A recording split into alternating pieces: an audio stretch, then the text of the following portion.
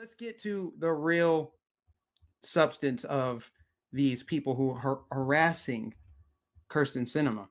It's a George Soros backed far left entity, Lucha. So they were behind the attack on Kirsten Cinema.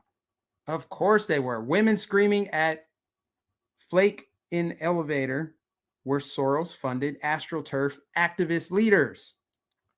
It always works out this way, guys. It's all tied together. It's all tied together. I know it's a really anti-Semitic thing. If you happen to notice what's happening in your country and then you can point to George Soros, it's not because that thing that you're pointing out is actually happening. It's because you're an anti-Semite. So that's what the narrative is. That's why you're not allowed to talk about it. All right. Now, the Pandora Papers are, this is basically a web of connection. And what I'm going to do is actually put it on the screen. Let me zoom in so we can look at it a little bit closer. I don't know how well y'all can see this, but I'm making it full screen for you. Okay. Here you got George Soros right here in the middle. And if you look at all the people connected to George Soros, the organizations that his Open Society Foundation funds directly, Move On, Color of Change. There's a popular one. Everybody knows that one. You can recognize that one, huh? Jussie Smollett is tied to this. Time's Up is tied to this. The ACLU, Occupy Wall Street, Think Progress, Media Matters, all tied together by the money. So what the Pandora Papers highlight is how the elites all have this money. They have accumulated so much wealth, right? But they don't report all of that wealth.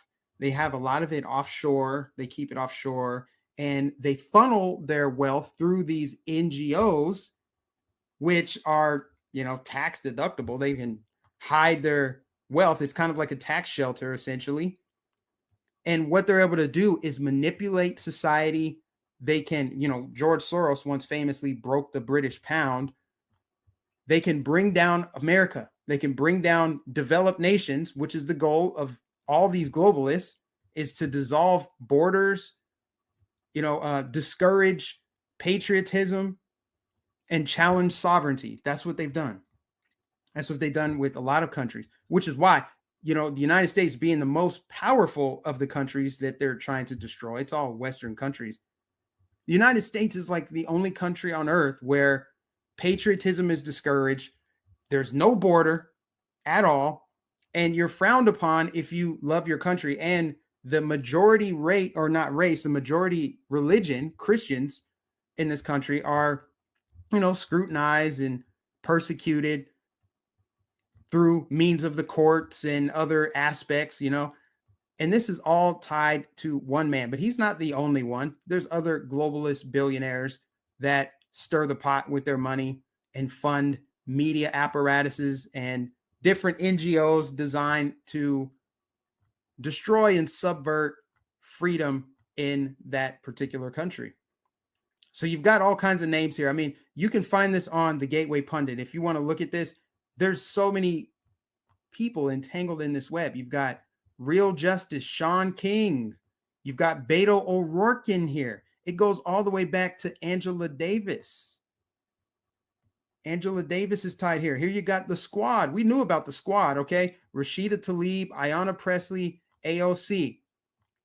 Now, this guy, Psycat, I forget how to pronounce his name, but I think this was Act Blue, maybe, or I forget the name of the organization that brought you the most radical members of Congress that this country has ever seen.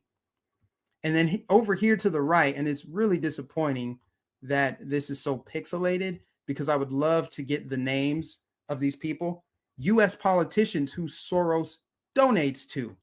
Off top, you can kind of make out the photos. You got Nancy Pelosi and Chuck Schumer, I believe. I'm surprised I can see these faces. Elizabeth Warren, maybe Kirsten Gillibrand. I can't really tell.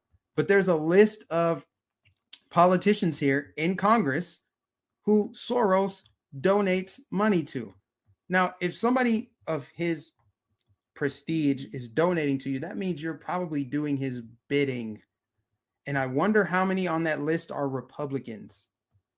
Because we know what the left is. I mean, I think it's the only thing worse than a Democrat is a Republican that pretends to stand for something, because they're more likely to deceive you.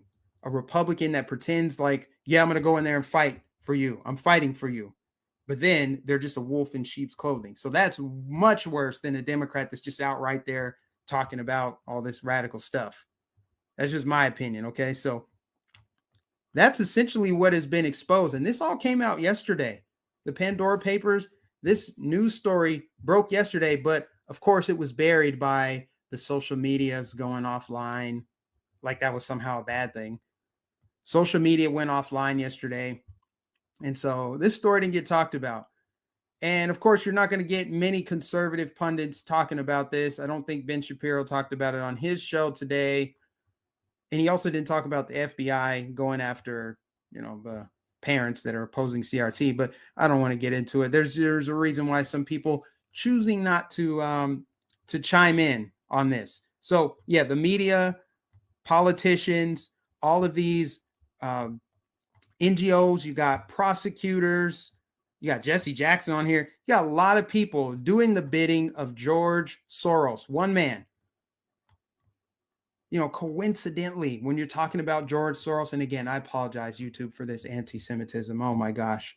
When you're talking about George Soros, you can't forget that interview that is now being scrubbed. It's kind of hard to find now. The interview he did with 60 Minutes, where he talked about how, I didn't feel anything when I went and basically confiscated the property and wealth from the Jews, and I was fine with it. And also, he doesn't believe in God, so there's that. But I'm sure that's just a coincidence, you guys.